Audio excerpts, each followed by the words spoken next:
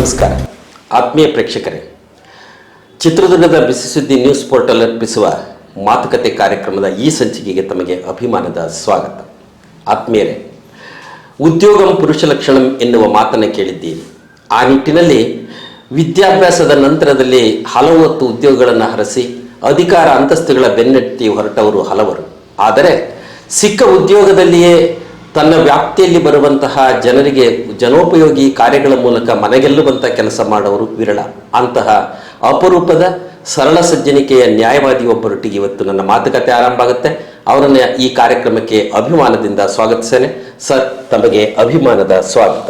ನಮಸ್ಕಾರ sir. Rahmatullah sir ಅಂತ ಹೇಳಿದ ತಕ್ಷಣ ಒಂದೇನೋ ವಿಶೇಷವಾದಂತಹ ಗೌರವ, ಅದರಲ್ಲೂ BKR ಅನ್ನೋದೇ ನಿಮ್ಮ ನೆಕ್ ನೇಮ್. ಈ ರಹಮತುಲ್ಲಾರವರು ನ್ಯಾಯವಾದಿಯಾಗಿ ಇವತ್ತು ಸಾಕಷ್ಟು ಹೆಸರನ್ನು ಮಾಡಿದ್ದೀರಿ, ಅನೇಕ ಜನರ ಮನಸ್ಸನ್ನು ಗೆದ್ದಿದ್ದೀರಿ, ಅವರಿಗೆ ಸಾಂತ್ವನವನ್ನು ಹೇಳಿದ್ದೀರಿ. ಅಂತಹ ಬೆಳೆದು ನಿಂತ ರಹಮತುಲ್ಲಾರವರ ಬಾಲ್ಯದ ಕೆಲವು ಕ್ಷಣಗಳನ್ನು ನೆನಪು ಮಾಡಿಕೊಳ್ಳಿ ಸರ್. ನಾನು ನನ್ನ ಸ್ವಂತೂರು ಚಿತ್ರದುರ್ಗದಿಂದ 30 ಕಿಲೋಮೀಟರ್ ದೂರದಲ್ಲಿರುವ ದಾವಣಗೆರೆ ದಾರಿಯಲ್ಲಿರುವ ಭರಮಸಾಗರದ ಒಂದು ಗ್ರಾಮದಲ್ಲಿ ಹುಟ್ಟಿ ಬೆಳೆದಿದ್ದು. ನಾನು 1ನೇ ತರಗತಿಯಿಂದ SLC ವರೆಗೆ ಭರಮಸಾಗರದ ಬಾಪೂಜಿ ಸ್ಕೂಲಲ್ಲಿ ಓದಿದೆ. ನಾನು 1ನೇ ತರಗತಿ ಸೇರುವ ಮುಂಚಿತವಾಗಿ ನನ್ನ ತಂದೆಯನ್ನು ನಾನು ಕಳ್ಕೊಂಡೆ. ಆವಾಗ ನನ್ನ ಅಣ್ಣನು ನನಗೆ 1ನೇ ತರಗತಿಗೆ ಸೇರಿಸಿದ್ರು. ಆವಾಗ ಬರಗಾಲ ಬಂದಿತ್ತು, ಭಾಳ ಬಡತನ, ಭಾಳ ಕಷ್ಟ ಇತ್ತು. ಆ ಕಷ್ಟದಲ್ಲಿನೇ ಜೀವನ ಮಾಡಿ, ರೈತರ ಕೆಲಸ ಮಾಡಿ, ಕೂಲಿ ಮಾಡಿ 1ನೇ ತರಗತಿಯಿಂದ SLC ವರೆಗೂ ಕೂಡ ಭರಮಸಾಗರದಲ್ಲಿ ವಿದ್ಯಾಭ್ಯಾಸ ಮಾಡಿದ್ವಿ. ಆಗಿನ ಸಮಯದಲ್ಲಿ ನಮ್ಮ ಒಂದು SLCಯಲ್ಲಿ ಸುಮಾರು ಜನ ಇದ್ದರು, ಹುಡುಗರಿದ್ದರೂ ಕೂಡ ನಾವು ಕೇವಲ 3 ಜನ ಪಾಸಾಗಿದ್ದು. ಆ 3 ಜನ ಪಾಸಾದ ನಂತರ ಮುಂದಿನ ಒಂದು ಹೈಯರ್ ಎಜುಕೇಷನ್ಗೆ ಹೋಗಬೇಕು ಅಂತ ಹೇಳಿದಾಗ ನನಗೆ ಯಾವುದೇ ರೀತಿಯಾದ ಸಹಕಾರ ಇರಲಿಲ್ಲ. ಆವಾಗ ನನ್ನ ಅಕ್ಕ ಪುತ್ತೂರಿನಲ್ಲಿ ಅಲ್ಲಿ ಕೆಲಸ ಮಾಡ್ತಾಯಿದ್ರು, ನಮ್ಮ ಭಾವರು.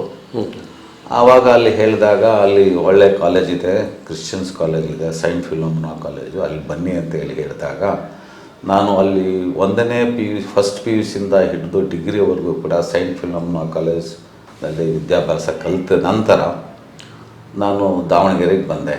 ದಾವಣಗೆರೆಗೆ ಬಂದು LLBಯನ್ನು ಸೇರಿದೆ. ಅಲ್ಲಿ LLB ಸೇರಬೇಕಾದರೂ ಸಹ ಅಲ್ಲಿ ಹಣದ ಅವಶ್ಯಕತೆ ಇತ್ತು. ಆವಾಗ ಒಂದು 500 ರೂಪಾಯಿ ಬೇಕಾಗಿತ್ತು. ಆ 500 ರೂಪಾಯಿ ಬೇಕಾದಾಗ ನನ್ನ ಹತ್ರ ಕೇವಲ ಒಂದು 100 ರೂಪಾಯಿ ಇತ್ತು. ಫೀಸ್ ಕಟ್ಟಬೇಕಾಗಿತ್ತು. ಫೀಸ್ ಕಟ್ಟಿ ನಾನು 100 ರೂಪಾಯಿ ನನ್ನ ಹತ್ರ ಹಣ ಇದೆ, ತಗೊಳ್ಳಿ, ಇದು ಕಂತು ಕೊಟ್ರಿ ಅಂತ ಕೇಳಿದೆ. ಕೇಳಿದಾಗ ಅವರು ನನ್ನ ಕಂತು ಕೊಡೋಕ್ಕಾಗಲ್ಲ, ನೆಕ್ಸ್ಟ್ ಅಂತ ಹೇಳಿದರು. ನನಗೆ ಈ ಕಡೆ ದೂಡಿದ್ರು. ಆವಾಗ ಹಿಂದಿನಿಂದ ಒಬ್ಬ ಸ್ಟೂಡೆಂಟು ನಂದು ಮತ್ತು ಅವ್ರದ್ದು ತಗೊಳ್ರಿ ಅಂತ ಹೇಳಿಬಿಟ್ಟು 1,000 ರೂಪಾಯಿ ಹಣ ಕೊಟ್ಟು. ಅವ್ರ ಹೆಸರು ಸರ್? ಅವ್ರ ಹೆಸರು B. ನಾಗೇಶ್ರಾವ್. ಓಕೆ. ಅವ್ರು ಯಾರು ಎಂಬುದು ನನಗೆ ಗೊತ್ತಿರಲಿಲ್ಲ. ನಾನು ಭಾಷೆ ಆಗಿನ ಸಮಯದಲ್ಲಿ ಸ್ವಲ್ಪ ದಕ್ಷಿಣ ಕನ್ನಡದ ಭಾಷೆ ಇದ್ದುದರಿಂದ ಅವರು ಕೂಡ ದಕ್ಷಿಣ ಕನ್ನಡದವರೇ. ಅವ್ರು ಬಂದಾಗ ನನ್ನ ಫೀಸು ಕೂಡ ಅವರು ಕೊಟ್ಟರು. ಕೊಟ್ಟಾದ ನಂತರ ನನಗೆ ಇಬ್ಬರು ಕೂಡ ಹೊರಗಡೆ ಬಂದ್ವಿ. ನಾನು ಆತನಿಗೆ ಕೇಳಿದೆ, ಏನಪ್ಪ ನಿನ್ನ ಪರಿಚಯನೂ ಇಲ್ಲ, ಏನಿಲ್ಲ, ನನಗೆ 500 ರೂಪಾಯಿ ಫೀಸ್ ಕೊಟ್ಟಿದೆಯಾ? ಇಲ್ಲ. ಆವಾಗ ನನಗೆ ತುಳು ಭಾಷೆ ಬರ್ತಿತ್ತು. ತುಳು ಭಾಷೆ ನಾವಿಬ್ಬರು ಮಾತಾಡ್ಕೊಂಡ್ವಿ. ನಾನು ಆ ಕಡೆ ಅವನೇ ಬಾ ಇಲ್ಲಿ ಅಂತೇಳಿ ಕಾಫಿ ಕುಡಿದ್ವಿ. ಸೊ ನನಗೆ ಹಣ ಇಲ್ಲದಾಗ ಆ ಫೀಸ್ ಒಂದು ಲಾ ಕಾಲೇಜ್ ಸೇರಿಸ್ಬೇಕಾದ್ರೆ ನಾನೊಬ್ಬ ಮುಸ್ಲಿಮ್ಸ್ ವ್ಯಕ್ತಿ ಇದ್ದರೂ ಸಹ ಒಬ್ಬ ಬ್ರಾಹ್ಮಣ ವಿದ್ಯಾರ್ಥಿ ನನ್ನ ಫೀಸ್ ಕೊಟ್ಟು ಇದು ನನ್ನ ಅದೃಷ್ಟ ಅಂತ ಕಾಣ್ತದೆ. ಆವಾಗ ಕಷ್ಟಪಟ್ಟು ಮತ್ತೆ LLB ಪಾಸಾದೆ. ಪಾಸಾದ ನಂತರ ಮತ್ತೆ ಇಲ್ಲಿ ನಾನು C. ಅಬ್ದುಲ್ ರಹೀಂ ಸಾಹೇಬ್ರವರ ಆಫೀಸ್ಗೆ ಸೇರಬೇಕು ಅಂತ ಹೇಳಿ ನನಗೆ ಆಸೆ ಇತ್ತು. ಅವ್ರ ಹೆಸರು ಭಾರಿ ಕೇಳಿದ್ದೆ.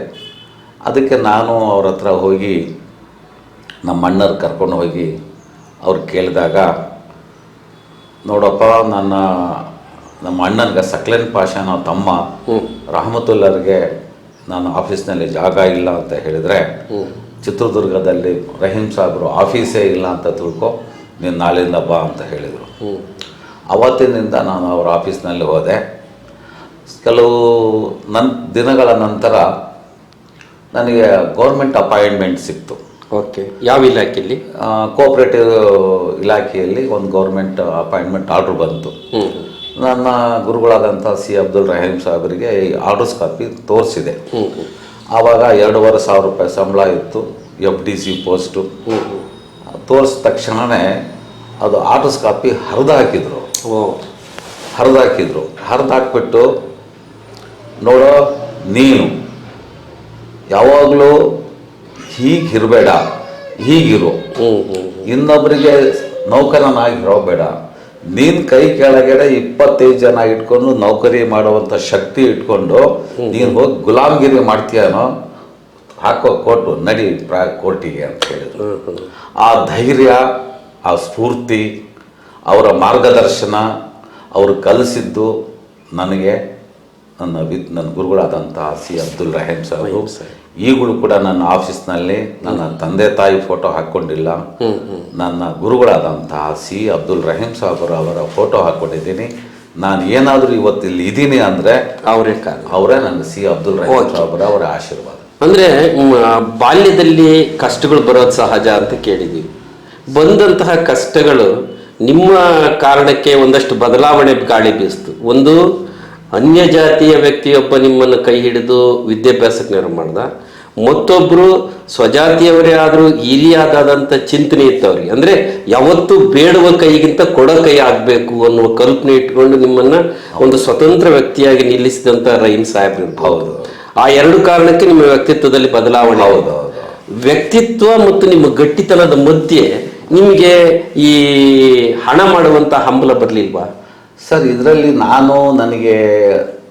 ನಾನು ಸೈಂಟ್ ಫಿಲೋಮಿನಾ ಕಾಲೇಜ್ನಲ್ಲಿದ್ದಾಗ ನನಗೊಬ್ಬರು ಪ್ರಿನ್ಸಿಪಾಲ್ ಇದ್ದರು, ಕ್ಯಾಸ್ಟ್ಲಿನೋ ಅಂತ ಹೇಳಿ. ಆಗಿನ ಪೀರಿಯಡ್ನಲ್ಲಿ ಅವ್ರಿಗೆ 5,000 ರೂಪಾಯಿ ಸಂಬಳ ಬರ್ತಿತ್ತು. ಓಕೆ. ಆ 5,000 ರೂಪಾಯಿ ಸಂಬಳನ ಅವರು 3,000 ರೂಪಾಯಿ ಅವ್ರ ತಾಯಿಯರಿಗೆ ಊಟಕ್ಕೆ ಕಳಿಸೋರು. ಓಕೆ. ಒಂದು 500 ರೂಪಾಯಿ ಇವರು ಇಟ್ಕೊಂಡು ಇಂದು 1,500 ರೂಪಾಯಿ ಅವ್ರು ಏನು ಮಾಡ್ತಾ ಇದ್ರು ಅಂದರೆ, ನಾವೆಲ್ಲ ಆ ಫಾದರ್ ಹಿಂದೆ ಹೋಗ್ತಾ ಇದ್ವಿ. ಅವರು ವಾರಕ್ಕೆ ಒಂದ್ಸರಿ ನಮ್ಮನ್ನೆಲ್ಲ ಕರ್ಕೊಂಡ್ಬಿಟ್ಟು ಹಾಸ್ಪಿಟ್ಲ್ಗಳಿಗೆ, ಬಡವರಿಗೆ, ಬಗ್ಗರಿಗೆ ಎಲ್ಲ ನನ್ನೆಲ್ಲ ಕರ್ಕೊಂಡು ಅವ್ರಿಗೆಲ್ಲ ಹಣ್ಣು ಹಂಪಲೆಲ್ಲ ಹಂಚ್ಕೊಂಡು ಹೋಗ್ತಾ ಇದ್ರು. ಆಮೇಲೆ ಅವ್ರ ಹತ್ರ ಇದ್ದಿದ್ದು ಬಟ್ಟೆ 2 ಜೊತೆ. ಒಂದು ವಾಶ್ ಮಾಡಿಕೊಂಡ್ರೆ ಒಣಗ ಹಾಕೋದು, ಒಣಗ ಹಾಕಿದ್ದು ತೊಳ್ಕೊಳ್ಳೋದು. ಇಷ್ಟು ಬಿಟ್ಟರೆ ಬೇರೆ ಒಂದೇ ಜೊತೆ ಚಪ್ಪಲಿ. ಅವರ ಒಂದು ಜೀವನದ ಮಾರ್ಗದರ್ಶನ ನೋಡಿ ನನಗೆ ಈಗಲೂ ಕೂಡ ಆ ಒಂದು ಸರಳತೆ ನನಗೆ ಅದು ಬಂದಿದೆ. ನನ್ನಲ್ಲಿ ಕೂಡ ಏನಂತ ಹೇಳಿದರೆ, ನಾನೊಬ್ಬನೇ ಬದುಕಬಾರ್ದು, ನನಗೆಲ್ಲರೂ ಕೂಡ ಸಮಾನರು.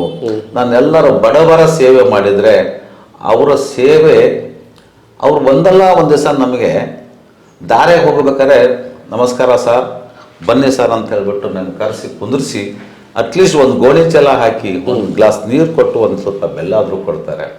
ಶ್ರೀಮಂತರು ಅವರು ಫೀಸ್ ಕೊಡ್ತಾರೆ. ಫೀಸ್ ಕೊಟ್ಟರು ಕೂಡ ಏನಾಗುತ್ತಾರೆ ಅಂತ ಹೇಳಿದ್ರೆ, ಬಿಡೋ ಅವ್ರಿಗೆ ನಾನು ಫೀಸ್ ಕೊಟ್ಟಿದ್ದೀನಿ, ಕೆಲಸ ಮಾಡ್ಕೊಂಡು ಬಂದಿದ್ದೀನಿ ಅಂಥೇಳಿ ಅವರ ಒಂದು ಕಮರ್ಷಿಯಲ್ ಥಿಂಕಿಂಗ್ ಇರ್ತದೆ. ಆ ಒಂದು ಕಮರ್ಷಿಯಲ್ ಥಿಂಕಿಂಗಿಂತ ಈ ಬಡವರ ಒಂದು ಅಭಿಮಾನ, ಬಡವರ ಸೇವೆ, ಆ ಬಡವರಿಗೆ ಏನಾದ್ರು ಕೆಲವು ಸಂದರ್ಭದಲ್ಲಿ ಬಂದರೆ ನಿಮಗೆ ನಾನು ಮೊದಲೇ ಕೇಳ್ತೀನಿ, ನಿಮಗೇನಾದರೂ ಕೂಡ ಹಣ ಇದೆಯಾ ಇಲ್ವೋ ಅಂತ ಹೇಳಿ. ಉದಾಹರಣೆ, ಒಂದು ಸರಿ ಒಂದು ಹೆಣ್ಮಗಳು ಅಜ್ಜಿ ಚಳ್ಳಕೆರೆಯಿಂದ ಬಂದು ಆಯಮ್ಮ ಒಂದು ಕೇಸ್ ತಗೊಂಡು 20,000 ರೂಪಾಯಿ ತಗೊಂಡು ಬಂದಿದ್ದು. 20,000 ತಗೊಂಡ್ಬಿಟ್ಟು ಅದರಲ್ಲಿ 500 ರೂಪಾಯಿ ಕಡಿಮೆ ಇತ್ತು.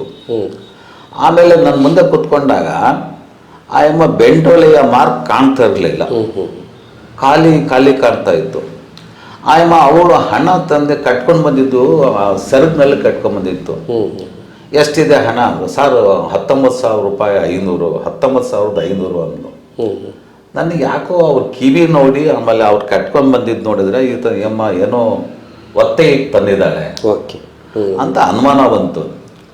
ಆ ಅನುಮಾನ ಬಂದಾಗ, ನೀನು ನಿಜ ಹೇಳು, ಈ ಕೇಸ್ ನಾನು ತಗೋಬೇಕಂತ ಹೇಳಿದರೆ ನೀನು ನಿಜ ಹೇಳಿದರೆ ನಾನು ತಗೊಳ್ತೀನಿ ಇದ್ರೆ ತಗೊಳ್ಳಲ್ಲ ಅಂತ ಹೇಳಿದಾಗ, ಸ್ವಾಮಿ ತಪ್ಪಾಯಿತು, ನಾನು ಈ ಬಂಗಾರನ ಒತ್ತೆ ಇಟ್ಟು ತಂದಿದ್ದೀನಿ ಓಕೆ ಅಂತ ಹೇಳಿದಾಗ ನಾನು ಹೇಳಿದೆ, ನಿನ್ನ ಕೇಸ್ ನಾನು ಫ್ರೀ ಮಾಡಿಕೊಡ್ತೀನಿ, ಇದು 19,000 ರೂಪಾಯಿ ಐತಲ್ಲ ವಾಪಸ್ ಕೊಡು, ಇನ್ನೂ 1,000 ರೂಪಾಯಿ ಬಡ್ಡಿ ಮುರ್ಕೊಳ್ತಾರೆ, ಅದೆಲ್ಲ ಇಟ್ಟಿದೆಯಾ ನಮ್ಮ ವಕೀಲರಿಗೆ ಕಳಿಸ್ತೀನಿ ಅಂಥೇಳಿ ಆ 19,500 ಪ್ಲಸ್ 1,000 ರೂಪಾಯಿ ಆ ಬಡ್ಡಿ ಸಮೇತ ಅಲ್ಲಿ ಕಟ್ಟಿ ಉಂಗುರ ಎಲ್ಲ ಇದು ಬೆಂಡಲ್ಲಿ ಹಾಕೊಂಬರಮ್ಮ ಅಂತೇಳಿ ಹಾಕಿದೆ.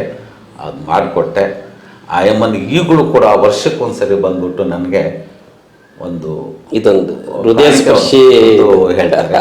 ಅದರಿಂದ ಅದರಷ್ಟು ನೆಮ್ಮದಿ ಯಾವುದರಲ್ಲೂ ಸಿಗಲ್ಲ.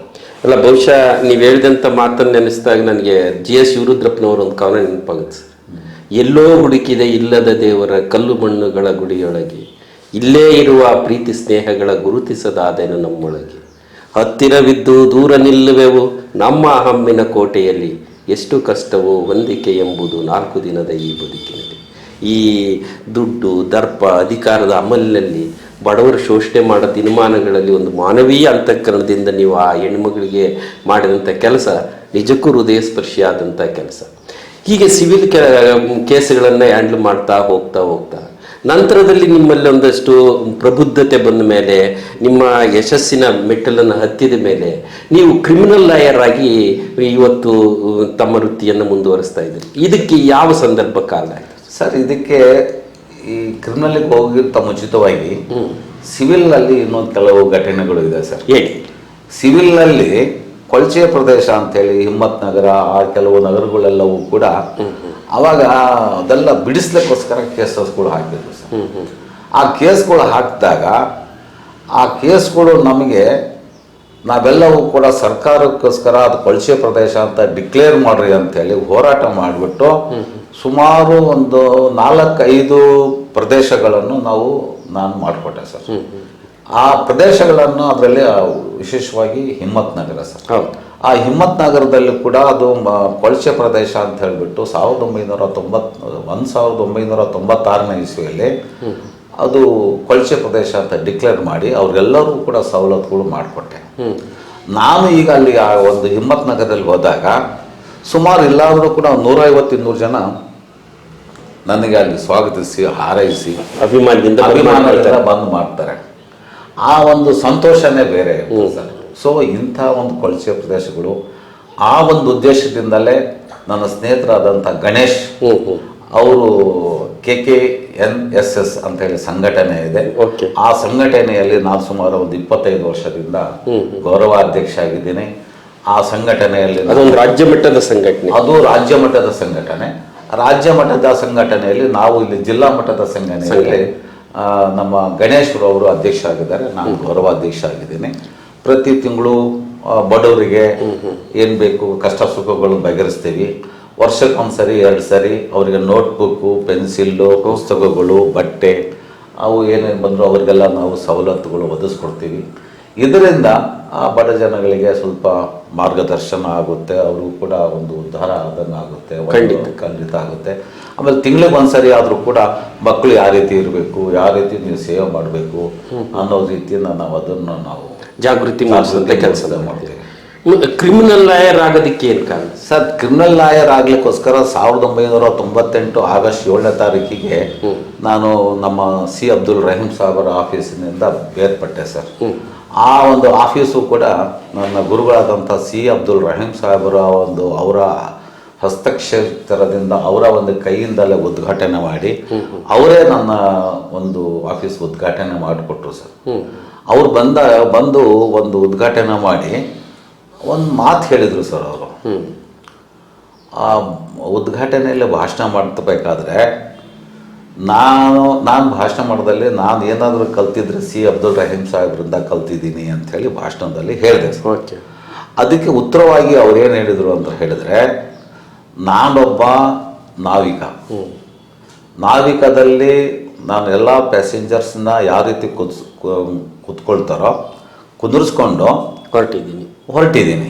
ಅದರಲ್ಲಿ ಆ ಒಬ್ಬ ವಿದ್ಯಾರ್ಥಿಯಾಗಿ ನನ್ನ ಹತ್ರ ಸೇರ್ಕೊಂಡಿದ್ದು BKR ಒಬ್ಬರು. ಅವರು ಕಷ್ಟಪಟ್ಟು ಶ್ರಮ ವಹಿಸಿ ನಾವನ್ನು ಒಂದು ಎಳೆದು ಮುಂದೆ ಇರೋದ್ರಿಂದ ಅವರ ಕಷ್ಟ ಅವರ ಶ್ರಮದಿಂದ ಅವರು ಈ ದಡಕ್ಕೆ ಸೇರಿದ್ದಾರೆ ವಿನಃ ನನ್ನ ಶ್ರಮ ಇದರಲ್ಲಿ ಏನಿಲ್ಲ, ಇದು ಅವ್ರದೇ ಶ್ರಮ ಅಂತ ಹೇಳಿದರು. ಆವಾಗಲಿಂದ ನಾನು ಈಗಲೂ ಕೂಡ ರಾತ್ರಿ 11:30 ಗಂಟೆ ಆದರೂ ಕೂಡ ನಾನು ಕಷ್ಟಪಟ್ಟು ಶ್ರಮ ವಹಿಸಬೇಕು. ಈ ರೀತಿ ನಾವು ಸೇವೆ ಮಾಡಿದರೆ ನಮ್ಮ ಕಕ್ಷಿಗಾರರಿಗೆ ನ್ಯಾಯ ಸಿಗುತ್ತೆ. ಆವಾಗ ಅಷ್ಟರಲ್ಲೇ ಕೆಲವು ಕ್ರಿಮಿನಲ್ ಕೇಸಸ್ಗಳು ಬಂದವು. ಅದರಲ್ಲಿ ವಿಶೇಷವಾಗಿ ಉಮೇಶ್ ರೆಡ್ಡಿ ಕೇಸು ಘಟನೆ, ರೂಪಾ ಮರ್ಡರ್ ಕೇಸು ಇಲ್ಲಿ ಚಿತ್ರದುರ್ಗದಲ್ಲಿ ಆಯಿತು. ಆ ರೂಪಾ ಮರ್ಡರ್ ಕೇಸ್ ಆದಾಗ ಆರೋಪಿ ಪರವಾಗಿ ಅವ್ರ ತಂದೆ ತಾಯಿಗಳೆಲ್ಲ ಸೇರಿಕೊಂಡು, ಇಲ್ಲ ಸರ್ ನೀವು ಚೆನ್ನಾಗಿ ಕೇಸ್ ನಡೆಸ್ತೀರಾ, ಈ ಕೇಸ್ ನೀವು ನಡೆಸಬೇಕು ಅಂತ ಹೇಳಿ ನನಗೆ ಕೇಳ್ಕೊಂಡ್ರು. ಕೇಳ್ಕೊಂಡಾಗ ಇಲ್ಲೆಲ್ಲ ಪ್ರೊಟೆಸ್ಟ್ ಮಾಡ್ತಾ ಇದ್ರು, ಈ ಉಮೇಶ್ ರೆಡ್ಡಿ ಕೇಸ್ ಯಾರು ತಗೋಬಾರ್ದು, ಹೌದು, ಉಮೇಶ್ ರೆಡ್ಡಿ ಕೇಸ್ ಪರವಾಗಿ ಯಾರು ವಕಾಲತ್ ಹಾಕಬಾರ್ದು, ಇದು ಈತ ಸಮಾಜ ದ್ರೋಹಿ ಅಂತ ಹೇಳಿದರು. ಆವಾಗ ನಾನು ಹೇಳಿದೆ, ರಾಮ್ ಜೇಠ್ಮಲಾನಿ ಅವರು ಕೂಡ ಇಂದಿರಾ ಗಾಂಧಿ ಕೇಸ್ ತಗೊಂಡ್ರು. ನಮ್ಮ ದೇಶದ ಪ್ರಧಾನಮಂತ್ರಿ ಆದರೂ ಕೂಡ ರಾಮ್ ಜೇಠ್ಮಲಾನಿ ಅವರು ಇಂದಿರಾ ಗಾಂಧಿ ಕೇಸ್ ತಗೊಂಡು ಹೋರಾಟ ಮಾಡಿದರು.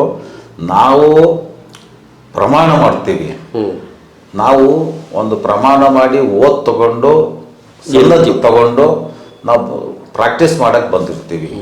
ಯಾವುದೇ ಕಾರಣಕ್ಕೂ ಕೂಡ ನಾವು ಯಾವುದೇ ಬ್ರೀಫ್ ನಾವು ತಗೊಳ್ಳಲ್ಲ ಅಂತ ಹೇಳಕ್ಕೆ ನಮಗೆ ಅಧಿಕಾರ ಇಲ್ಲ. ನಾನು ತಗೊಳ್ತೀನಿ, ನೀವೇನಾದರೂ ನನ್ನ ಬಗ್ಗೆ ಇದರ ಕ್ರಮ ತಗೊಳ್ಳಿ ಅಂತ ಹೇಳಿದರು. ಆ ತಗೊಂಡು ವಿಚಾರಣೆ ಮಾಡಿದೆ. ಉಮೇಶ್ ರೆಡ್ಡಿ ಕೇಸು ಸುಮಾರು ಒಂದು 21-23 ಕೇಸಸ್ಗಳಿದ್ವು. ಆ ಎಲ್ಲ ಕೇಸಸ್ಗಳು ಬಿಡುಗಡೆ ಆಯಿತು. ಒಂದು ಕೇಸ್ ಮಾತ್ರ ಈಗಲೂ ಪೆಂಡಿಂಗ್ ಇತ್ತು. ಅವನು ಜೈಲಿಂದ ಎಸ್ಕೇಪ್ ಆಗಿತ್ತು.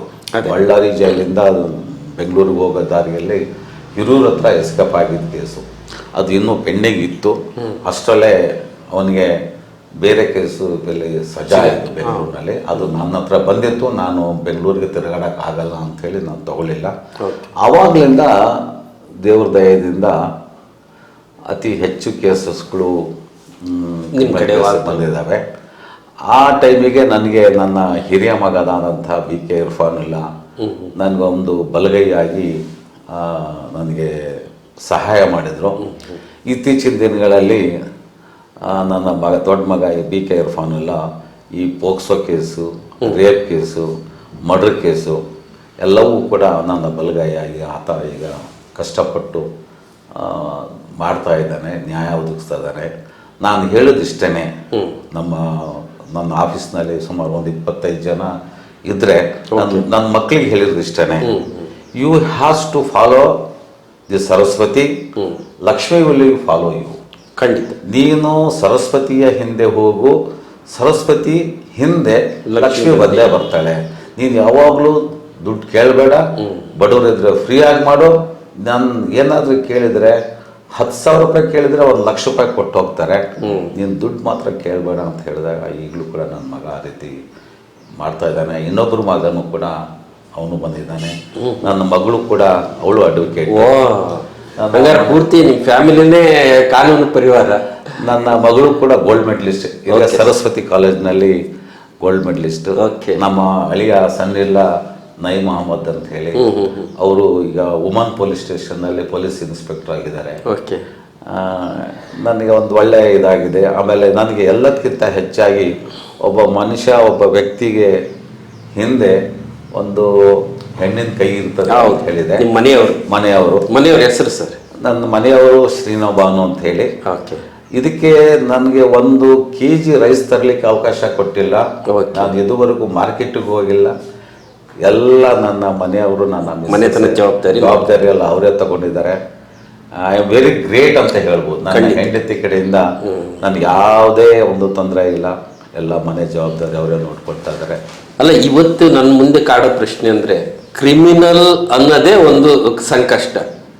ಭಾಳಷ್ಟು ದ್ವಂದ್ವ, ಹೆದರಿಕೆ, ಬೆದರಿಕೆ, ಸಾಕ್ಷಿನಾಶ, ಮತ್ತೊಂದೇನೋ ಮುಗಿದೊಂದೇನೋ ಅನ್ನುವಂಥ ದಿನಮಾನಗಳಲ್ಲಿ, ಅದರಲ್ಲೂ ಇವತ್ತಿನ ಅನೇಕ ಮೀಡಿಯಾಗಳ ಮಧ್ಯದಲ್ಲಿ ಆ ಕೇಸುಗಳನ್ನು ಹ್ಯಾಂಡಲ್ ಮಾಡುವಂಥದ್ದೇ ಕಷ್ಟ.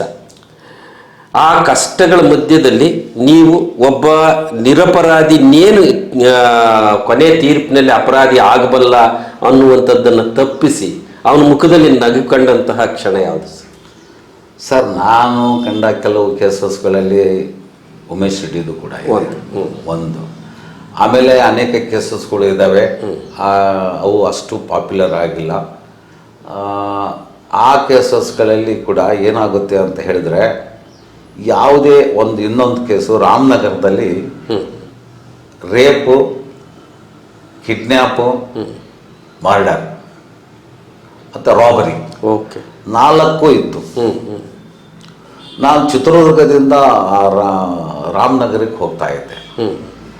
ಅದು ನನ್ನ ಅನಿಸಿಕೆ ಪ್ರಕಾರ ಇದೇನು 100% ಗಲ್ಲಿಗೆ ಏರಿಸ್ತಾರ ಅಂತ ತಿಳ್ಕೊಂಡಿದ್ದೆ. ಓಕೆ, ಅದು ಎಲ್ಲಿವರೆಗೆ ನಾನು ಎವಿಡೆನ್ಸ್ ಮಾಡಿದೆ ಯಾವ್ದೆ ಅಂತ ಹೇಳಿದ್ರೆ, ಒಂದೊಂದು ಸಬ್ಜೆಕ್ಟಿಗೆ, ಒಂದೊಂದು ವರ್ಡಿಗೆ, ಒಂದೊಂದು ಪದಕ್ಕೆ ಒಂದೊಂದು ಕಾನೂನನ್ನು ನಾನು ತೆಗೆದಿಟ್ಟೆ.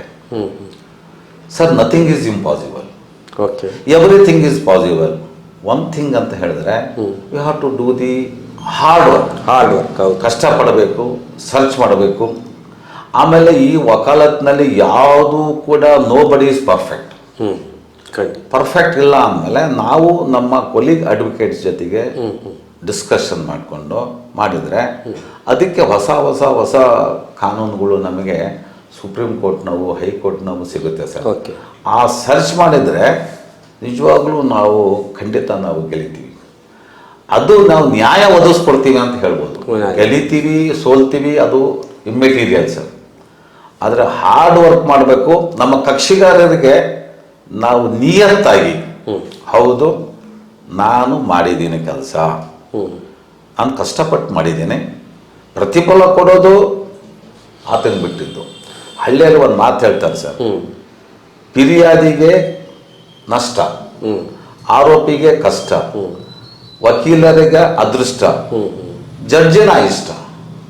ಈಗ ಎಲ್ಲ ಒಂದು ಕೇಸಸ್ಗಳು ನ್ಯಾಯಾಧೀಶರು ಬಿಡುಗಡೆ ಮಾಡ್ತಾರೆ, ಎಲ್ಲ ಕೇಸಸ್ಗಳು ಸಜಾ ಮಾಡ್ತಾರೆ ಅಂತ ಹೇಳೋಕ್ಕಾಗಲ್ಲ. ಆಗಲ್ಲ. ಅಂದರೆ ಈಚ್ ಕೇಸ್, ಒಂದೊಂದು ಪ್ರತಿಯೊಂದು ಕೇಸಸ್ಸು ಕೂಡ ಒಂದೊಂದು ರೀತಿಯ ಬೇರೆ ಬೇರೆ ಫ್ಯಾಕ್ಟ್ಸ್ ಇರ್ತವೆ. ಆ ಒಂದು ಫ್ಯಾಕ್ಟ್ಸ್ ತಕ್ಕಂತೆ ನಾವು ಟ್ವಿಸ್ಟ್ ಮಾಡಬೇಕು. ಪರ್ಟಿಕ್ಯುಲರ್ಲಿ ವಿಶೇಷವಾಗಿ ಕ್ರಿಮಿನಲ್ ಕೇಸಸ್ನಲ್ಲಿ ಸಡನ್ ಡಿಸಿಷನ್ ತಗೋಬೇಕು ಸರ್. ಆ ಕೇಸ್ನಲ್ಲಿ ಸಾಕ್ಷಿ ಏನು ಹೇಳ್ತಾನೆ, ಏನು ಹೇಳಿದ್ರೆ, ಉದಾಹರಣೆ ಒಂದು ಕೊಡ್ಲಿ ತಗೊಂಡು ಈ ರೀತಿ ಹೊಡೆದ ಅಂತ ಹೇಳಿದ್ರೆ ಒಂದು ಸಜಾ ಆಗ್ತದೆ. ಸಪೋಸ್ ಉಲ್ಟಾ ತಗೊಂಡು ಹೊಡೆದೇನೋ ಅಂತ ಹೇಳಿ ಕೇಳಿದ್ರೆ ಬೇರೆ ರೀತಿ ಆಗುತ್ತೆ. ಸೊ ಕ್ವಶನ್ ಯಾವ ರೀತಿ ನಾವು ಫ್ರೇಮ್ ಮಾಡಬೇಕು, ಯಾವ ರೀತಿ ನಾನು ಅವ್ರಿಗೆ ಪ್ರಶ್ನೆಗೆ ಉತ್ತರ ತಗೋಬೇಕು ಅನ್ನೋದ, ಆ ಸಡನ್ ನಾವು ಒಂದು ಡಿಸಿಷನ್ ತಗೊಳ್ತೀವಲ್ಲ, ಅದು ಚುರುಕು ಬುದ್ಧಿ. ಅದಕ್ಕೆ ಸತತ ಅಧ್ಯಯನ, ಅದು ಸತತ ಸ್ಟಡಿ ಮಾಡಿದ್ರೆ ನಮಗೆ ಅವಾಗ ಇಮ್ಮಿಡಿಯೇಟ್ ಆಗಿ ಫ್ಲಾಶ್ ಆಗುತ್ತೆ. ಓ, ನಾನು ಅಂಥ ಕೇಸ್ ಓದಿದ್ದೆ, ಆ ಕೇಸ್ನಾಗ ಈ ರೀತಿ ಇದ್ದು, ಈ ಕ್ವಶನ್ ಕೇಳಿದ್ರೆ ಇದಕ್ಕೆ ಬೆನಿಫಿಟ್ ಆಗುತ್ತೆ ಅಂತ ಹೇಳಿದ್ರೆ ಅದು ಕ್ರಿಮಿನಲ್ ಕೇಸು ಓದ್ತಾ ಹೋದರೆ ವೆರಿ ಇಂಟ್ರೆಸ್ಟಿಂಗ್ ಇರ್ತದೆ ಸರ್. ಅದು ಸಿವಿಲ್ ಕೇಸಿಗಿಂತ ಕ್ರಿಮಿನಲ್ ಕೇಸು ಓದಲಿಕ್ಕೆ ಇಂಟ್ರೆಸ್ಟ್ ಇರ್ತದೆ, ಅಷ್ಟೇ ಕಷ್ಟಕರವಾಗಿರ್ತದೆ. ಮೆಂಟಲಿ ನಾವು ಅಪ್ಸೆಟ್ ಆಗುತ್ತೆ, ಒಂದೊಂದ್ಸರಿ ಊಟನೂ ಸೇರೋದು. ಈಗ ನೀವು ಒಬ್ಬ ನಿರಪರಾಧಿಗೆ ನ್ಯಾಯ ಸಿಕ್ತು ಅಂದಾಗ ಬಹಳ ಖುಷಿ ಪಟ್ಟಿದ್ದು ಉಂಟು, ಅವರು ನಿಮ್ಮನ್ನು ಸನ್ಮಾನಿಸಿದ್ದುಂಟು, ಸಮಾಜ ನಿಮ್ಮನ್ನು ಗುರುತಿಸಿದ್ದುಂಟು ಸರ್. ಇನ್ನು ಎರಡನೇ ಭಾಗ ಇದೆಯಲ್ಲ, ಒಬ್ಬ ಅಪರಾಧಿ ಇವನು ಮಾಡಿರೋದು ತಪ್ಪು ಅಂತ ಕಣ್ಣೆದುರಿಗೆ ಸಾಕ್ಷ್ಯಗಳೆಲ್ಲ ಇದ್ದೂ ಸಹ ಇವನಿಗಿನ್ನ ಶಿಕ್ಷೆ ಆಗಲಿದ್ದು ಸರಿ ಅಂತ ಇರುವಂಥ ಸಂದರ್ಭದಲ್ಲಿ ನೀವು ಅಂತಹ ಅಪರಾಧಿ ಪರವಾಗಿ ವಾದ ಮಾಡಿ ಅವನ ನಿರಪರಾಧಿ ಅಂತ ಪ್ರೂವ್ ಮಾಡಿದ ನಂತರ ಜಡ್ಜಿನ ತೀರ್ಪು ಬಂದ ಮೇಲೆ ನಿಮ್ಮನ್ನ ಕಾಡಿದ ಪಾಪ ಪ್ರಜ್ಞೆ ಯಾವುದು ಸರ್? ಸರ್, ಅಂಥವು ಅಪರಾಧಗಳು ಆಗ್ತವೆ ಸರ್. ಆದರೆ ನಾವು ಅದನ್ನು ಎಲ್ಲ ಕೇಸಸ್ಗಳು ಆಗ್ತವೆ ಎಂಬುದು ನಾವು ಎಕ್ಸ್ಪೆಕ್ಟ್ ಮಾಡೋಕ್ಕಾಗೋದಿಲ್ಲ. ಆಗುತ್ತೆ. ಅದು ನಾನು ಅವಾಗಲೇ ಹೇಳಿದೆ, ಜಡ್ಜಿನ ಇಷ್ಟ ಅಂತ ಹೇಳಿ. ಆ ಜಡ್ಜು ಅವರಿಗೆ ಅವರ ಒಂದು ಸೈಕಾಲಜಿಕಲ್, ಅವರ ಒಂದು ಸ್ಟಡಿಗೆ ಅವ್ರಿಗೆ ಯಾವ ರೀತಿ ಅರ್ಥ ಆಗಿದೆಯೋ ಆ ರೀತಿ ಅವ್ರು ಬರೆದಿರ್ತಾರೆ. ಅದು ಆ ಪಾಯಿಂಟ್ ಸರಿಯಲ್ಲ ಅಂತ ಹೇಳಿದ್ರೆ ನಾವು ಮೇಲ್ಮನವಿ ಸಲ್ಲಿಸ್ಬಿಟ್ಟು ನಾವು ತಗೊಂಡು ಬಿಡುಗಡೆ ಮಾಡ್ಕೊಳ್ಳೋದು. ಅದೇ ನಾವು ಅದಕ್ಕೇನೆ ನಾವು ಬೇಜಾರು ಮಾಡ್ಕೊಳ್ಳೋದು ಏನು ಅಂಥದ್ದು ಏನು ಇರಲ್ಲ ಸರ್. ನಮಗೆ ಸಂತೋಷ ಆಗೋದು, ಬಿಡುಗಡೆ ಆಗೋದು, ಸಜಾ ಆದರೆ ಬೇಜಾರಾಗೋದು, ಬಿಡುಗಡೆ ಆದರೆ ಸಂತೋಷ ಆಗೋದಲ್ಲ ಸರ್. ನಮಗೆ ಯಾವಾಗ ಸಂತೋಷ ಆಗುತ್ತೆ ಅಂತ ಹೇಳಿದ್ರೆ, ನಾವು ಯಾವಾಗ ಸರಿಯಾದ ಒಂದು ವಿಟ್ನೆಸ್ಸಿಗೆ ಸರಿಯಾದ ಒಂದು ಕ್ರಾಸ್ ಎಕ್ಸಾಮಿನೇಷನ್ ಮಾಡಿ ಸರಿಯಾದ ಒಂದು ಪಾಯಿಂಟ್ ತಗೊಂಡ್ಬಿಟ್ಟು ವಾದ ಮಾಡಿದ್ರೆ ಅವರು ಅದೇ ನಮ್ಗೆ ಸಂತೋಷ. ಈ ತೀರ್ಪಿನ ಬಗ್ಗೆ ನಾವು ಚಿಂತೆ ಮಾಡೋಣ. ಈಗ ನೀವು 1982ರಲ್ಲಿ ನೋಂದಣಿ ಮಾಡಿಸ್ಬಿಟ್ಟು ಈ ಕ್ಷೇತ್ರಕ್ಕೆ ಬರ್ತೀರಿ. ಅಲ್ಲಿಂದ ಸುದೀರ್ಘ 45 ವರ್ಷಗಳ, ಅಂದರೆ 4 ದಶಕಗಳ ನಿಮ್ಮ ವೃತ್ತಿ ಬದುಕಿನ ಪಯಣ ಇದೆಯಲ್ಲ, ಅದೊಂದು ಅದ್ಭುತವಾದಂಥ ಅನುಭವದ ಗಣಿ. ಆ ಹೊತ್ತು ನೀವು ಆರಂಭದಲ್ಲಿ ಸೇರಿದಾಗ 4-5 ವರ್ಷಗಳಲ್ಲಿ ಕಂಡ ಅವತ್ತಿನ ನ್ಯಾಯಾಂಗದ ವ್ಯವಸ್ಥೆಗೂ ಈ ಹೊತ್ತಿನ 21ನೇ ಶತಮಾನದ ನ್ಯಾಯಾಂಗದ ವ್ಯವಸ್ಥೆಗೂ ಏನಾದರೂ ಬದಲಾವಣೆ ಆಗಿದೆ ಅನ್ಸುತ್ತಾ ಅಥವಾ ಸುಧಾರಣೆ ಆಗಿದೆ ಅನ್ಸುತ್ತೆ? ಇಲ್ಲ ಸರ್, ಬದಲಾವಣೆ ಆಗಿದೆ. ಯಾವ ಥರದಲ್ಲಿ ಸರ್ ಬದಲಾವಣೆ ಆಗಿದೆ ಅಂತ ಹೇಳಿದ್ರೆ, ಉದಾಹರಣೆ ನಾನು ಪ್ರೊಫೆಷನ್ ಬಂದಾಗ DM ರುದ್ರಯ್ಯ, ಓಕೆ, ವೇದಮೂರ್ತಿ ಸ್ವಾಮಿ, C ಅಬ್ದುಲ್ ರಹೀಂ, ಸತ್ಯನಾರಾಯಣ ರಾವ್, ಅಶ್ವಥ್ ನಾರಾಯಣ ರಾವ್, ಓಕೆ, ವೆಂಕೋಬ್ ರಾವ್, ಇವರ ಚೆನ್ನಪ್ಪ, ಇವರೆಲ್ಲ ಸೀನಿಯರ್ ಮೋಸ್ಟ್ ಅಡ್ವೊಕೇಟು. ಓಕೆ, ಅವರ ಒಂದು ಡ್ರಾಫ್ಟಿಂಗ್ ನಾವು ನೋಡ್ತಿದ್ವಿ ಸರ್. ಆಮೇಲೆ ಬೇರೆ ಇನ್ನೂ ಈ ಥರ ಇದ್ದಾರೆ. ಆ ಡ್ರಾಫ್ಟಿಂಗ್ನಲ್ಲಿ ನೋಡಿದರೆ ಅವರು ಪ್ರತಿಯೊಂದು ಒಂದು ದಾವ ಬರೀಬೇಕಾದ್ರೆ ಒಂದು 10 ಪುಸ್ತಕ ಓದಿ ಬರೆಯೋದು. ಆಮೇಲೆ ನಮ್ಮ ಸೀನಿಯರು ಕೂಡ 10-15 ಪುಸ್ತಕ ಓದಿ ತಕರಾರು ರೆಡಿ ಮಾಡೋದು. ಸರ್ ಇತ್ತೀಚಿನ ದಿನಗಳಲ್ಲಿ ಏನಾಗಿದೆ ಅಂತ ಹೇಳಿದ್ರೆ, ಆ ಶ್ರಮ ಕಡಿಮೆ ಆಗಿದೆ. ಆಮೇಲೆ ನಮಗೇನು ಅಂತ ಹೇಳಿದ್ರೆ ಎಲ್ಲ ರೆಡಿಮೇಡ್. ಮೊಬೈಲ್ನಲ್ಲಿ ಕೆಲವು ಪುಸ್ತಕಗಳು ಬರ್ತವೆ, ಲೈವ್ ಲಾವ್ ಬರ್ತವೆ, ಅಲ್ಲೇ ನೋಡ್ಕೊಳ್ಳೋದು, ಅಲ್ಲೇ ಮಾಡೋದು. ಆ ಶ್ರಮ ವಹಿಸೋದು ಸ್ವಲ್ಪ ಕಡಿಮೆ ಆಗಿದೆ ಅಂತ ನಾನು ಭಾವಿಸಿದ್ದೆ. ಆ ಕಡಿಮೆ ಆಗಿದೆ ಅಂತ ಹೇಳಿ ಭಾವಿಸ್ಲಿಕ್ಕೆ ಕಾರಣ ಅನೇಕ ಇರ್ಬೋದು ಸರ್. ಅದು ಆದರೆ ನಮಗೆ ನೆಮ್ಮದಿ ಸಿಗೋದು, ನಾವು ಕೂಡ ಇಷ್ಟು ವರ್ಷ ಆದರೂ ಸಹ ನಾನು 9 ಗಂಟೆಗೆ ಆಫೀಸ್ಗೆ ಹೋಗಬೇಕು.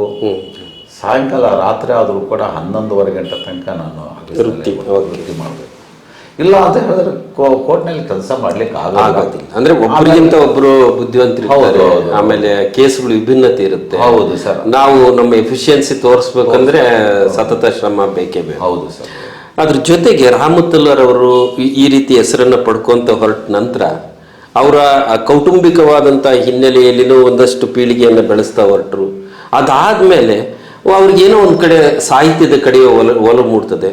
ಚಿತ್ರದುರ್ಗದ ಚಿನ್ಬಾದ್ರಿ ಸಾಹಿತ್ಯ ವೇದಿಕೆ ಗೌರವಾಧ್ಯಕ್ಷರಾಗಿದ್ದೀರಿ, ನಾಗರಿಕ ಹಿತರಕ್ಷಣಾ ಸಮಿತಿ ಅಧ್ಯಕ್ಷರಾಗಿದ್ದೀರಿ, ಚಿತ್ರದುರ್ಗ ಜಿಲ್ಲೆ ವಕ್ಫ್ ಬೋರ್ಡಿನ ಸಂಘಟನೆಯಲ್ಲಿ ನೀವು ಅಧ್ಯಕ್ಷರಾಗಿ ಕೆಲಸ ಮಾಡಿದ್ದೀರಿ.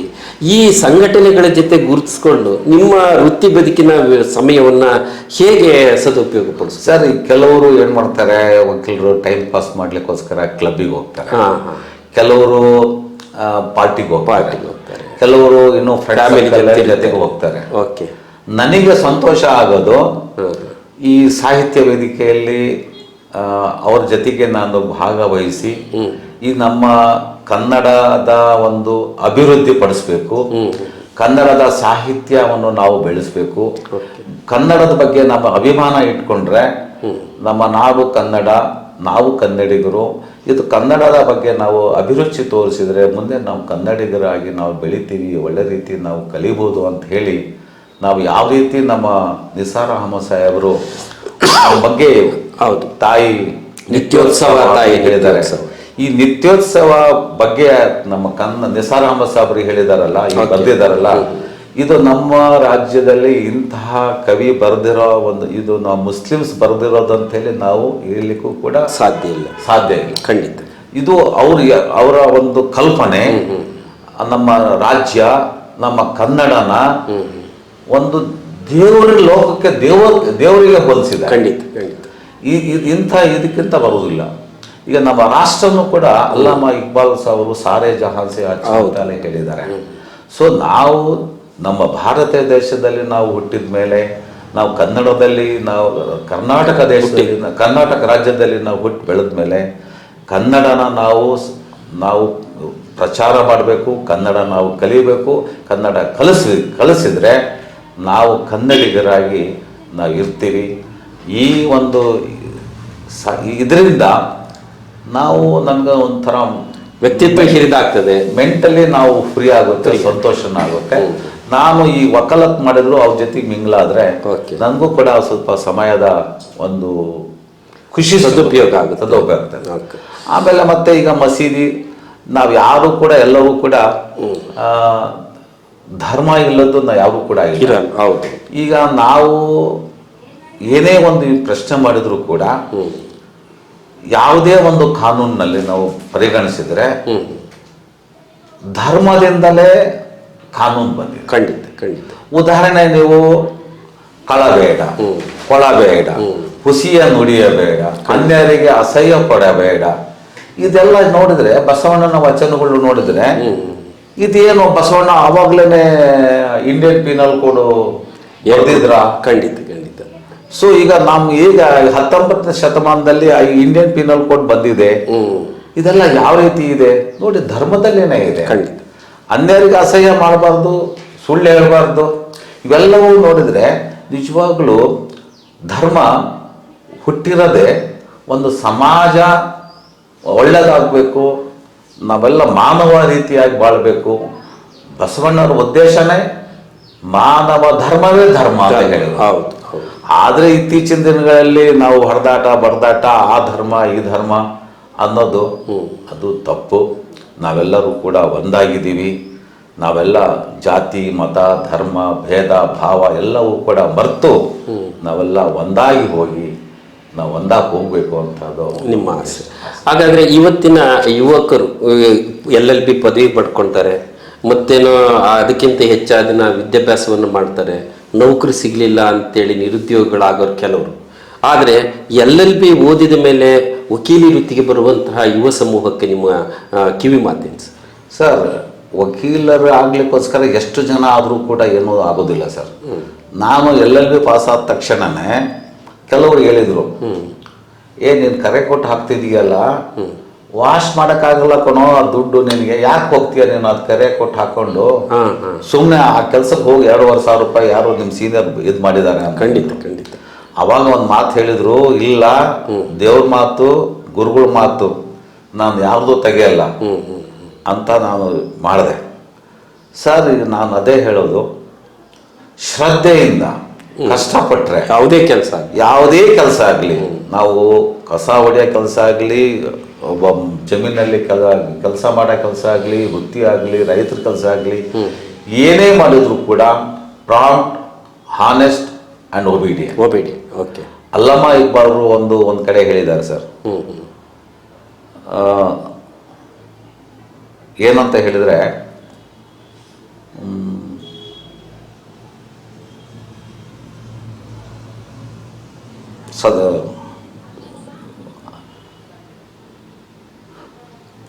ಅವರಿಗೆ ಒಂದು ನಿಮಿಷ ಹೇಳಿ ನೋಡಿ, ನಿಧಾನ ಹೇಳಿ.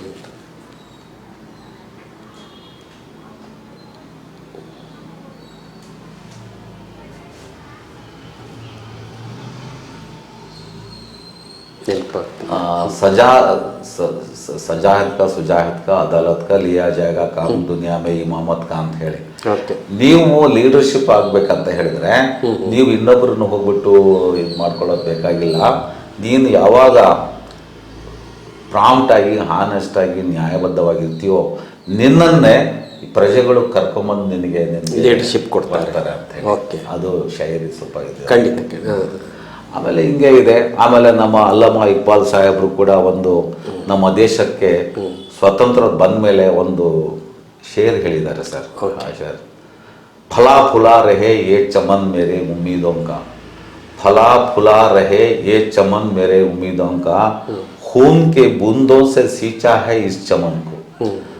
ಈ ಭಾರತ ದೇಶನ ನಾವು ಕಷ್ಟಪಟ್ಟು ರಕ್ತದ ಕೋಡಿಗಳನ್ನೇ ಹಾಯಿಸಿ ಸ್ವತಂತ್ರ ತಂದು ಕೊಟ್ಟಿದ್ದೀವಿ.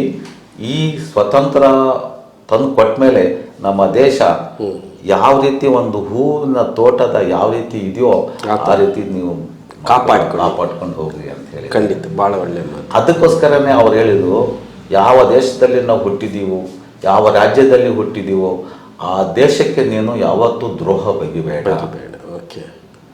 ಈ ಒಂದು ಪಾಯಿಂಟ್ ಅನ್ನೇ ಕಸಾಬ್ ಸತ್ತೋದ್ರು ಸರ್. ಹೌದು. ಕಸಾಬ್ ಸತ್ತೋದ್ಮೇಲೆ ಆ ಬಾಂಬೆನಲ್ಲಿ ಅವನ ಹೆಣನ ಮುಸ್ಲಿಮ್ಸ್ ಕಬ್ರಸ್ತಾನದಲ್ಲಿ ತಗೊಂಡು ಹೋಗ್ಬೇಕು ಅಂತ ಹೇಳಿ ತಯಾರು ಮಾಡಿದ್ರು. ಮಸೀದಿಯಲ್ಲಿ ಏನು ತೀರ್ಮಾನ ಮಾಡಿದ್ರು, ಈತ ಭಾರತ ದೇಶಕ್ಕೆ ವಿರೋಧ ಮಾಡಿದಾನೆ, ಭಾರತದ ಶತ್ರು, ನಮ್ಮ ದೇಶಕ್ಕೆ ಇವನ್ಗೆ ಉಣೋದಿಲ್ಲ ನಾವು ಇಲ್ಲಿ ಅಂತ ಹೇಳಿ ಅವನ ಡೆಡ್ ಬಾಡಿನ ಪಾಕಿಸ್ತಾನಿಗೆ ಕಳಿಸಿ. ಓಕೆ, ಒಳ್ಳೆ ನಿರ್ಧಾರ. ನಮ್ಮ ಭಾರತ ದೇಶದಲ್ಲಿ ನಮ್ಮ ಕಬ್ರಸ್ತಾನದಲ್ಲಿ ನಾವು ಉಣಲ್ಲ, ಜಾಗನೂ ಕೊಡಲ್ಲ, ನಾವು ಒಂದು ಅಡಿ ಜಾಗನೂ ಕೊಡಲ್ಲ ಅಂತ ಹೇಳಿದ್ಮೇಲೆ ಅದು ಕಲ್ತ್ಮೇಲೆ ಡೆಡ್ ಬಾಡಿ ಪಾಕಿಸ್ತಾನ. ಓಕೆ, ಖಂಡಿತ ನಿಮ್ಮ ವಿಚಾರಧಾರೆಗಳು ಬಹಳ ಮನಮುಟ್ಟುವಂತಿದ್ದು ಸರ್. ಯಾಕೆ ಅಂತ ಹೇಳಿದ್ರೆ ಈ ಹೊತ್ತಿನ ಸಂದರ್ಭದಲ್ಲಿ ಒಂದು ಕಡೆ ಸಂಘರ್ಷ, ಜಾತಿ ವೈಷಮ್ಯ, ದಳ್ಳೂರಿ, ಕಿಡಿಗೇಡಿತನದ ಪರಮಾವಧಿಯ ಸಂದರ್ಭದಲ್ಲಿ ಒಂದು ಸಮಾಜ ಹೇಗೆ ಹೊಂದಾಣಿಕೆಯಿಂದ ಬದುಕನ್ನು ಕಾಣಬೇಕು, ಸಪ್ತಶೀಲಗಳು ಹೇಗೆ ಈ ದೇಶಕ್ಕೆ ಮುಖ್ಯ ಅನ್ನೋದನ್ನು ಭಾಳ ಹೃದಯಂಗಮವಾಗಿ ನೀವು ಬಿಡಿಸಿ ಮಾತಾಡಿದ್ರಿ. ನಾನೊಬ್ಬ ರಾಮತುಲ್ಲಾ ಅವರನ್ನು ಒಬ್ಬ ವಕೀಲರಾಗಿ ಅಥವಾ ನ್ಯಾಯವಾದಿಯಾಗಿ ಗಮನಿಸೋದಕ್ಕಿಂತ ಇವತ್ತು ನಿಮ್ಮ ಮನದಾಳದ ಮಾತುಗಳ ಮೂಲಕ ಯಾವ KS ನಿಸಾರ್ ಅಹಮದ್ರವರು ನಿತ್ಯೋತ್ಸವದ ಕನಸನ್ನು ಕಂಡರು, ಅಥವಾ ಶಿಶುನಾಳ ಶರೀಫುರಿಯನ್ನು ತತ್ವಪದಗಳ ಮೂಲಕ ಹಿಂದೂ ಮುಸ್ಲಿಂ ಅನ್ನುವಂಥ ಭೇದ ಇಲ್ಲದೆ ಅಣ್ಣ ತಮ್ಮಂದರಾಗಿ ಬದುಕ್ರಿ ಅಂತ ಕನಸು ಕಟ್ಟಿದ್ರು, ಆ ನಿಟ್ಟಿನಲ್ಲಿ ನಿಮ್ಮ ಚಿಂತನೆ, ಚಿತ್ರದುರ್ಗದಲ್ಲಿ ಇಂಥದ್ದೊಂದು ಚಿಂತನೆಯ ಒಬ್ಬ ವ್ಯಕ್ತಿ ಇದ್ದಾರೆ ಅನ್ನೋದು ನನಗೆ ಬಹಳ ಹೆಮ್ಮೆ ಸಂಗತಿ. ನಿಮ್ಮ ಮಾತುಗಳು, ನಿಮ್ಮ ಕುಟುಂಬದ ಪರಿವಾರದ ಹಿನ್ನೆಲೆ, ನಿಮ್ಮ ಕಾಯಕ ಪ್ರಜ್ಞೆ ಇವೆಲ್ಲವನ್ನು ನೋಡ್ತಾ ಇದ್ದರೆ ಬಹುಶಃ ಇವತ್ತು ಬಿಸುದ್ದಿ ವಾಹಿನಿ ಒಂದು ವಿಶೇಷ ಸಂಚಿಕೆಯನ್ನು ಪ್ರಸಾರ ಮಾಡೋದಕ್ಕೆ ಭಾಳ ಖುಷಿ ಪಡ್ತದೆ. ನಿಮ್ಮ ವೃತ್ತಿ ಬದುಕು, ನಿಮ್ಮ ವೈವಾಹಿಕ ಅಥವಾ ಸಾಂಸಾರಿಕ ಬದುಕು 100 ಕಾಲ ಸುಖವಾಗಿರಲಿ, ಯಶಸ್ಸಿನತ್ತ ಸಾಗಲಿ ಅಂತೇಳಿ ನಮ್ಮ ಬಳಗದ ಪಟ್ಟಿಯಿಂದ ನಿಮಗೆ ಹೃದಯಪೂರ್ವಕ ವಂದನೆಗಳು. ಇದಕ್ಕೆ ನಮ್ಮ ಚಳ್ಳಕೆರೆ ಬಸವರಾಜ ಸಾಹೇಬರು ನನಗೆ ಮೊನ್ನೆಯಿಂದಲೂ ಕೂಡ ಕರೀತಾ ಇದ್ರು. ನಾನು ಅವ್ರಿಗೆ ಸ್ವಲ್ಪ ಸುಳ್ಳು ಹೇಳಿದೆ, ಬರ್ತೀನಿ ಇರ್ತವೆ, ಅವರು ಅನ್ಯತಾ ಭಾವಿಸಬೇಡಿ ಅಷ್ಟೇ ಇದರಲ್ಲಿ. ಆಮೇಲೆ ತಾವು ಕೂಡ ಚೆನ್ನಾಗಿ ಇಂಟ್ರೂ ಮಾಡಿದ್ರಿ, ನಿಮಗೂ ಕೂಡ ತುಂಬ ಧನ್ಯವಾದಗಳು. ಆತ್ಮೀಯ ಪ್ರೇಕ್ಷಕರೇ, ಮಾನವನಾಗಿ ಹುಟ್ಟಿದ ಮೇಲೆ ಮಾನವೀಯ ಮೌಲ್ಯಗಳನ್ನು ಆಧಾರವಾಗಿ ಇಟ್ಕೊಂಡು ಬೆಳೆದ್ರೆ ಬಹುಶಃ ಅಬ್ದುಲ್ ಕಲಾಂರಂತಹ ವ್ಯಕ್ತಿತ್ವವನ್ನು ಕಾಣ್ಬೋದು. ನಾನು ಕಂಡಂತೆ ಈ ಹೊತ್ತಿನ ಈ ಒಂದು ಸಂಚಿಕೆಯಲ್ಲಿ ಒಂದು ವಿಶೇಷವಾದಂತಹ ಭಾಳ ತೆರೆದ ಮನಸ್ಸಿನಿಂದ ತಮ್ಮ ಹೃದಯಾಂತರಾಳದ ಮಾತುಗಳ ಮೂಲಕ ಒಂದು ಸುಖಿ ಸಮಾಜ ಹೇಗಿದ್ರೆ ಚೆನ್ನ, ನ್ಯಾಯವಾದಿಗಳು ಅಥವಾ ನ್ಯಾಯಪರವಾಗಿ ಚಿಂತನೆ ಮಾಡೋರ ಕರ್ತವ್ಯ ಪ್ರಜ್ಞೆ ಹೇಗಿರಬೇಕು, ಸತ್ಯ ಮತ್ತು ಪ್ರಾಮಾಣಿಕತೆಯಿಂದ ಬದುಕು ಕಟ್ಟಿಕೊಂಡ್ರೆ ಈ ಸಮಾಜ ಅತ್ಯಂತ ಸುಭಿಕ್ಷವಾಗಿರೋದಕ್ಕೆ ಕಾರಣೀಭೂತವಾಗ್ತದೆ. ಜನ್ಮ ಕೊಟ್ಟ ನಾಡಿಗೆ, ಜನ್ಮ ಕೊಟ್ಟ ತಾಯಿಗೆ ಸದಾ ಋಣಿಗಳಾಗಿರೋಣ ಅನ್ನುವ ಮನದಾಳದ ಮಾತುಗಳನ್ನು ನಮ್ಮೊಂದಿಗೆ ಹಂಚಿಕೊಂಡಂತಹ BK ರಹಮತುಲ್ಲಾ ಸರ್ ಅವರ ಮಾತುಗಳನ್ನು ನೀವು ಕೇಳಿದ್ದೀರಿ. ಇದು ಮತ್ತೊಬ್ಬರಿಗೆ ಸ್ಫೂರ್ತಿಯಾಗಲಿ, ಮತ್ತೊಬ್ಬರ ಬದುಕಿಗೆ ಆದರ್ಶವಾಗಲಿ ಅಂತ ಆಶಿಸ್ತಾ ಈ ಹೊತ್ತಿನ ಸಂಚಿಕೆಯನ್ನು ಇಲ್ಲಿ ಮುಗಿಸ್ತೇನೆ. ಮುಂದಿನ ವಾರ ಮತ್ತೊಬ್ಬ ಅತಿಥಿಗಳೊಂದಿಗೆ ಭೇಟಿಯಾಗ್ತೇನೆ. ಧನ್ಯವಾದ.